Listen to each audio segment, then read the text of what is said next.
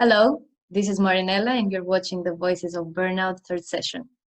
It's my great pleasure to welcome once again Manu Khullar, CEO and founder of Give Life to Life, individual and organizational life transformation specialist with a vast experience in preventing and treating burnout. Hello, Manu. Hello, Marinela. Manu has a proven track record in assisting individuals and teams overcome workplace and personal hardships and traumatic experiences, having helped hundreds of people during the past decade break free from these hardships, as well as reveal and reach their full potential. Today we will be discussing a few real cases that Manu is going to present us from different industries and with different types of burnout. We will also discuss about the burnout incidents during the era of COVID-19, breaking down the anatomy of the symptoms of what they call undercover pandemic, and emphasize to the major elements that individuals and key corporate decision makers should focus on in order to prevent and treat it. Dear Manu, thanks for joining me again. Let's quickly move now on to what you have prepared for us. I'm really curious to hear about the data you have extracted from your hands-on experience on burnouts. Hi, Marinela. So what I did is I've taken, so let me share my screen so like this, it becomes easier. So Sure. What I've done is I have basically taken 4 scenarios, 4 cases, and I'm going to present them one by one. And they kind of present all the scenarios we presented, we talked about in the last webinar, and they represent the wide variety of how we can see, or what I've seen, the cases of burnout. So here we go. So let me start with what I call the typical slow burnout. So this was about a year ago. Somebody came across to me.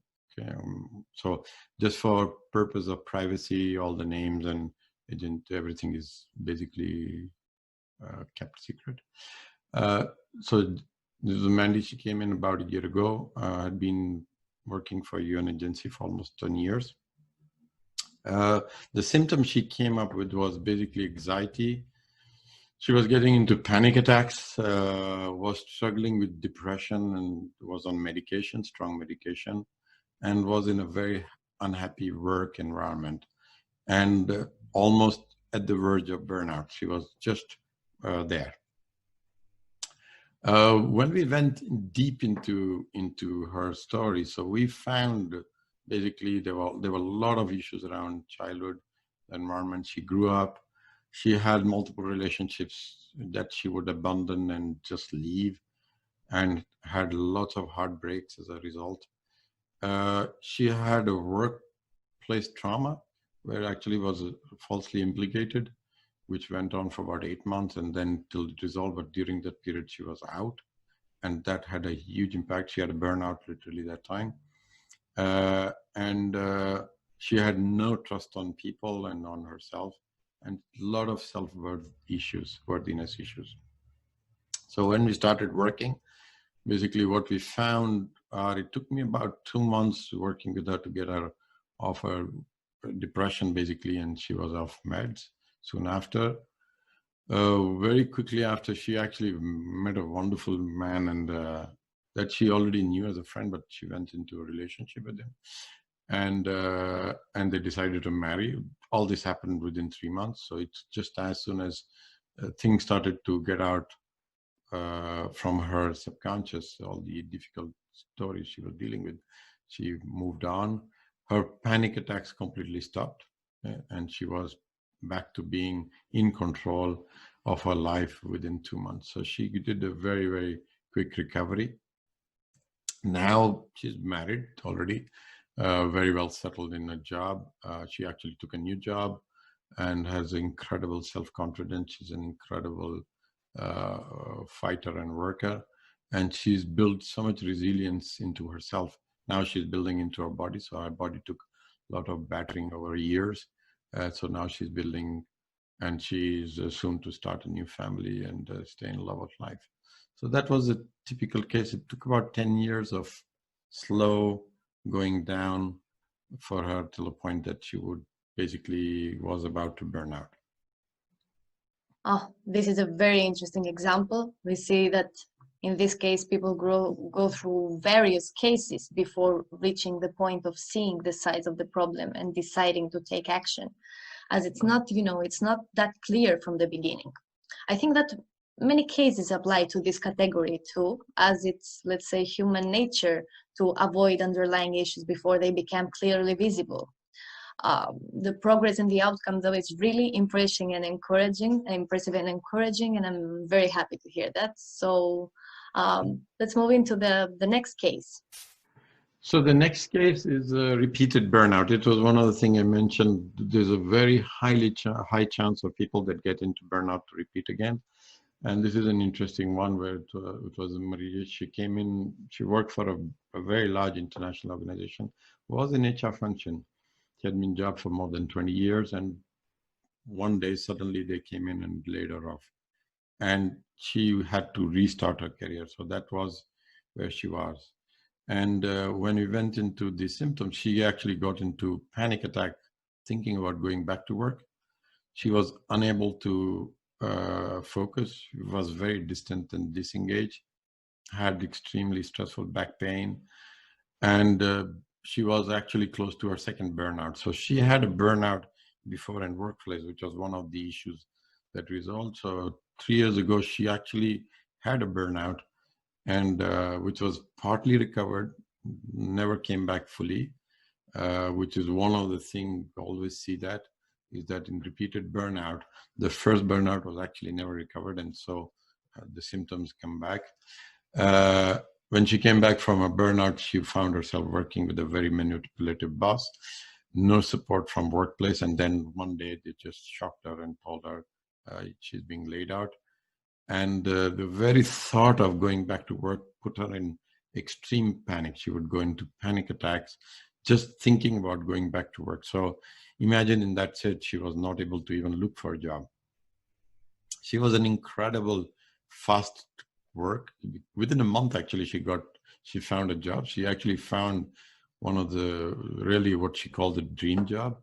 2 months later, she joined them. They actually wanted her immediately.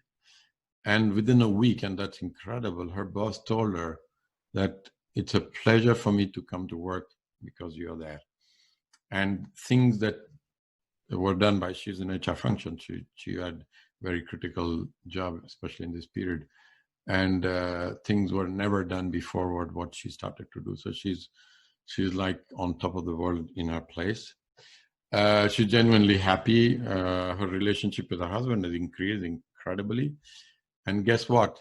The husband saw her wife just becoming so good. He started to work and change his life. And now they are actually in this period looking to start joint projects together as a couple. And this has a lot of layers of side positive effect. Not only she changed her life and her place, but she actually impacted her partner, which then starts to impact their life together as a couple. So it was a really, really beautiful story, and this just was a few months ago. Oh, I love these positive chain reactions caused to people. It's very positive to hear that. I believe that this category is it's similar to the first one, but a more complex category because of the on-offs that you see. The burnout disappears and then it comes back, and it gets better or it gets worse. You're not prepared, for what's coming next. But thankfully, I see that both again for this category, it's treatable and preventable also. So this is very positive to hear. So I'm curious to see what's next. So the next one is a tragedy triggers incident. So this is where basically people going normal life and then suddenly some bad news comes in and they go into real burnout. So this is a case of a guy. He runs his own successful business. He practices, like perfect, does yoga, meditation, everything. And a month ago, basically he started to feel tingling in his fingers, left side. He got his blood test done, and then basically his white blood count was significantly higher. He had lymph nodes that were swollen, and he went to Dr. Google which is what people do. And they all said, well, it points to leukemia. And he just absolutely collapsed. It was like immediate burnout. It was like he could not move out of his house. He was in a panic mode of extreme kind, rarely seen. So everything in his life stopped. So basically he goes into panic mode and he starts to think what will happen, which means his life is over. And he was absolutely unable to focus. He was very distant to everything. His business, of course, started to suffer. And he was ready to leave, give up and say, well, okay, that's destiny. I'm going to, but he didn't want to go. Things that we work with, and this is where it really came out. He had very, very difficult childhood. His mother was suicidal, even died of cancer. He had very abusive relationship, and then he decided to stay alone. And he never had any deep relation with the family. So he was really somebody which was like waiting for something to trigger and then would go down.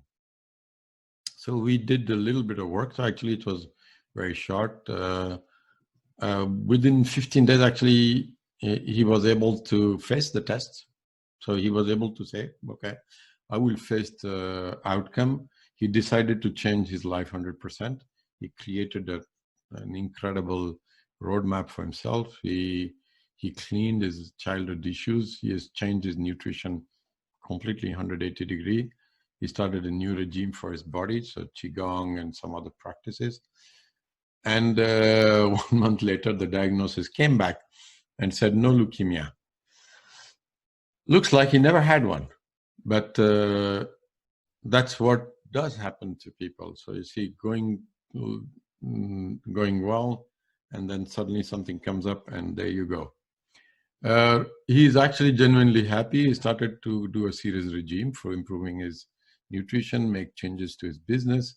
He's working on a dream that he wanted to have, and now this was a big example for him to work on his project and he's really committing to his relationship. He's into a new relationship he was starting, and he's committing to that. And it looks like when you look at his face, it tells that he's in absolute sunshine, and that's just and this happened very, very quickly. This is great. This is great. It's really, this case is really unique. As you can also make another comment, how much psychological factors also affect our physical health. Apart from burnouts, apart from professional reasons, you can see that we should have a holistic approach to our mental and physical health. This is very important to point out. What I wanted to say regarding this case, it's that it's totally different from the two previous cases we examined. We think that burnout is steadily increasing from a small incident to a big effect that builds itself up and through the passage of time. Although it's not always true, as we all know that life can become really surprising at times, and unexpected incidents can come up and change our plans and routine. This is very, very important to keep in mind. Thanks so much for sharing this specific case, because I'm sure that many people will also find themselves into this situation many times in their lives. And I would like to move on now into the next case, which many people watching us now will find very interesting due to the situation. It's the COVID-19 cases. As we have already discussed in our last sessions, COVID has strongly contributed in the explosion of burnout incidents, and the side effects of this pandemic keep raising more and more, affecting hundreds of thousands of people in a global basis. As far as I can assume, few COVID cases can either be identified as fast burnout cases due to the sudden incident of the pandemic, but can be also attributed to slow or recurring burnouts, not yet identified or addressed properly. Is my assumption right, Manu? Correct. Absolutely right. So let's move now to the COVID case. I'm very much looking forward to see what you have for me.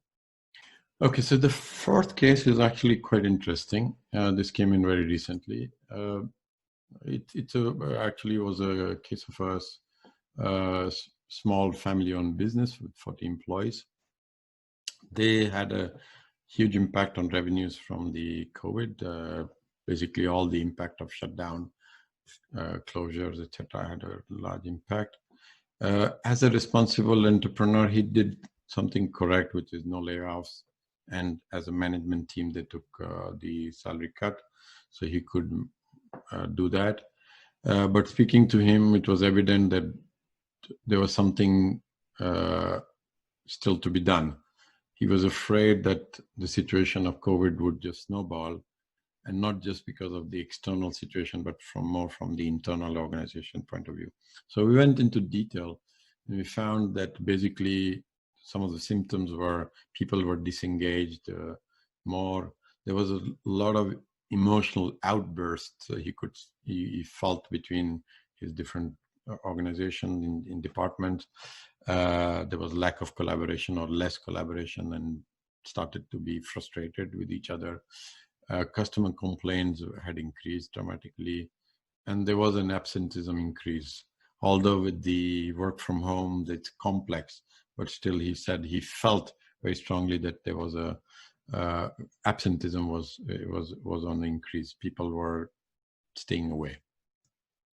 We went into issues, and the thing was there was a lot of trust which was there on the management, but we needed to go further into that. So we basically started a resilience and stress management exercise towards the management level. We also brought in what we call an awareness program, where at mid-management level you go beyond what meets your eye, so that you know how to look for symptoms and how to address them. And we went into detail about burnout prevention and burnout awareness to all levels, and including building certain resilience techniques into the mid-management. So what happened is within a month, we did a closed. So how did we work? We did a closed loop survey. We identified the gaps. This is what we found, and we launched this resilience program. We organized online workshops with every member of the company over 2 months. Okay, so everybody got actually engaged, and now we are in the process of setting up what we call a burnout awareness prevention program, more formalized within the HR function, so that it's not something you need external to come and do, but it becomes institutionalized inside the organization. The results, there's a definite change in the mood in the teams, although now we are in the holiday period, but CEO actually mentioned that there is a dramatic engagement, improvement in engagement level. He's seen the impact of absenteeism going down. So what he found very interesting is that employees started to share their practices with their family members, which then brings a big bond and brings a lot of credibility to the organization that they are doing something specific, especially the resilience exercises. And so the CEO feels that there's a resilience in his organization. He now is expecting to have tangible results of improved revenue and reduced complaints from his customer as an outcome. So we are in the process now. Okay, it's ongoing because you see COVID was a few months ago. So we are working on that together with the organization. That's great. That's great, because I'm very happy to see that you have included also a group case and an organizational case, because the previous one were individual cases, but it's very important to showcase how mandatory it is for organizations to address the problem as a problem of the whole team and not just for each individual. So I'm very happy to see the work that you do, and I believe it's going to be very much useful for this period for many organizations. I'm happy that many of them have already started the transition to addressing the problem properly, and I'm looking forward to see more. So it was really great to discover the valuable insights that you gave us, and thank you so much for sharing this data. It's really important to see the scale of the problem. What we need to point out in this point is that, again, organizations themselves are not necessarily the root of the issue, but definitely they are responsible for addressing it and handling it properly. I think we discussed about that also the previous time. I'm thinking that even from a personal perspective, and I can definitely tell that if I had a burnout issue caused by any possible reason, a proactive and empathetic leader or supervisor of mine could have definitely helped me stand in my legs and fight fight the problem rather than having someone who is totally indifferent. Same thing applies to the organizational structure. I think that a company taking care of its employees at all levels has much positive results, as taking real care of the employee is a long-term investment that pays off well. We have seen that teams that consist of well-rounded people that feel appreciated and supported in their workplace are thriving in terms of top-level performance and results, and I'm pretty sure that you know that also. The most important element that should exist in teams, both from the side of the employees, but also from the side of the employers, is transparency. Hiding from the managers is not favorable for anyone, and it affects negatively both sides. You mentioned it, I've seen it, everyone knows it. Speaking out and addressing mental issues in the workplace is the absolute way of resolving them. As soon as both the employees and the employers make the first step towards the problem, the rest will follow. So now, most probably by now, as me, companies and individuals are surely curious to know more about your activity. Can you please summarize for us the conclusion extracted from all this experience you have with people from all these burnout categories, and explain us a bit more about the work that you're doing with organizations? Yeah, so my outcome, I think we talked last time, but basically I would summarize into 5 points. One is burnouts are preventable. Organizations are not doing enough. We know that, we discussed that. And we also know that most of the individual cases came to me because they could not just go to their organization to do so. All my individual cases come because they can't go to their own organization, they have to hide. But the other thing which I think is important to note, that organizations are not the root of the issue. I think I insisted before, and I want to make it really, really very explicit that organizations cannot be held responsible for that. But there's a caveat. There's a small caveat, which is there is a responsibility of the management. I've seen examples where an empathetic direct supervisor can prevent burnout. However, today, supervisors are neither skilled or made aware of what they can do to prevent it. And that's part of the organization that can do. I think I see the same issue at home workers. Exactly same thing, okay? The partner is not equipped to handle. And so it stays there till they go to a point where the burnout happens. So before to go into that, I wanted to actually share a bit of a infographics I made, which is just to explain what happens. So let me share that. How can you stop and recover burnout? So basically think about 3 types of zones that people are living normal life, getting into what we call risk of burnout zone, and then really the burnout zone, okay? And just to say what happens when you get into risk of burnout is this is where all those elements of productivity, loss of engagement, health issues, etc., start to see up. And you see people are working or are there, but there is already starting to be loss. But when it goes to burnout, you basically have absence. So you lose person or you have to replace a person. So there's a cost there. And then there's an incredible health cost, which in all senses is very, very expensive when it comes to recover from burnout. So I was drawing these three scenarios, which I wanted to share. So somebody starts with stable state, everything going fine, okay? Then enters into what I call risk zone, basically where things could be getting into the risky area, okay? It could be for various reasons, we don't go into that, okay?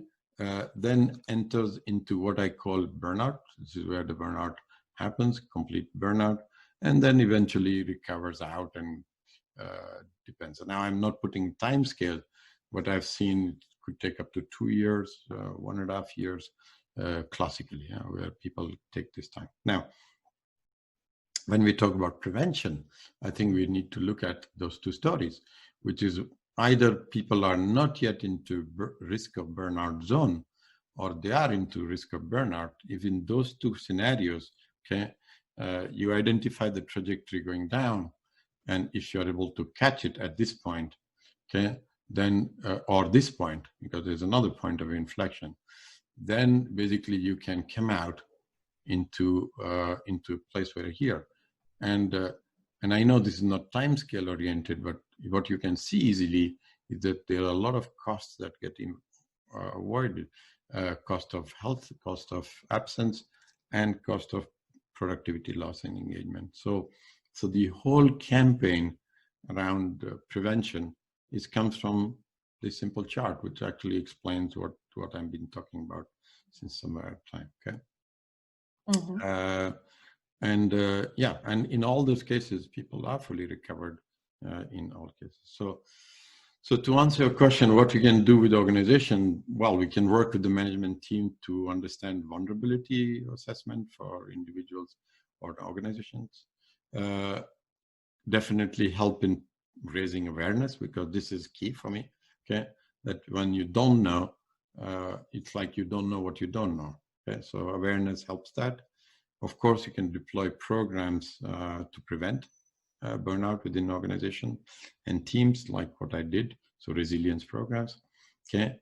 And more strategically, you can also work with leadership team to establish burnout prevention strategy, which goes at different levels, at policy levels, at procedures level, and at practice level, so that it becomes something not as an activity to put out fire, but it's to prevent fire. So those are things we can do. This is great.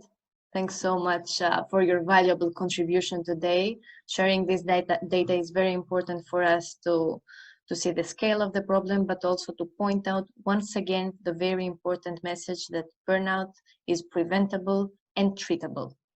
I'm sure that these insights of high value are of high value for all people attending, and will open new doors on understanding the need to address these issues for employee well-being and organizational sustainable and holistic development.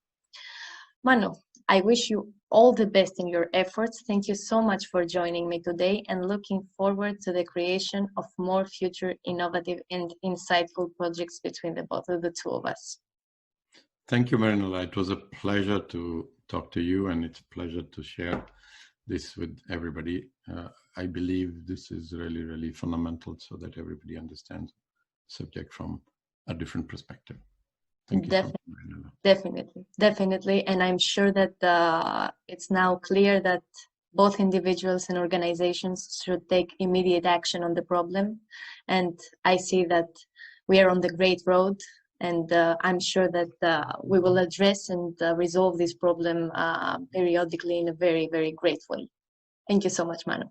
Thank you, Marinela. Bye-bye. Bye-bye.